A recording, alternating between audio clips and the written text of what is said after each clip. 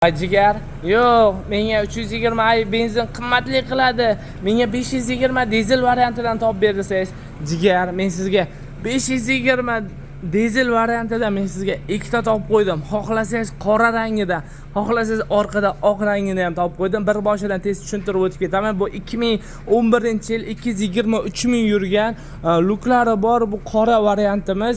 Xo'p, buni qilinadigan ikkita mayda ishi bor.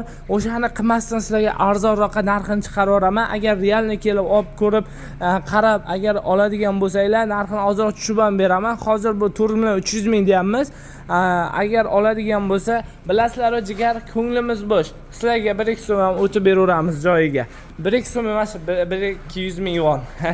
Xo'p, endi bizlarda 520 da bu oq varianti, bu ham 2011-yil bu qancha yurgan deysizlarmi? 263 ming yurgan. Bu qoraga nisbatan buni sostenasi yaxshiroq, ko'p yurgan bo'lgani bilan bu qarab minilgan. Xo'p, bunisida qilinadigan hech qanaqa ishi yo'q. Buni olasiz, minasiz, bo'ldi, bosaverasiz.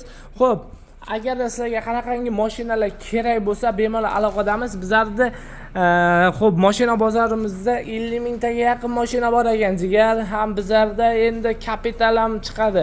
Ya'ni bo'lib to'lashga mashina olsangiz bo'ladi. Bu narsani hech kimga aytmagandim. Chunki ko'pchilik yozgani uchun sizlarda ham bo'lib to'lash bormi, yo'qmi deb telefon qilavergani uchun sizlarga yana ma'lumot berib o'tib ketaman. Bizlarda ham bo'lib to'lash bor. Jigar, agar bo'lib to'lash olgisi kelmasa, naqdga oling. Men ham sizga bo'lib to'lash tavsiya qilmayman. Agar shunaqa variantimiz ham bor.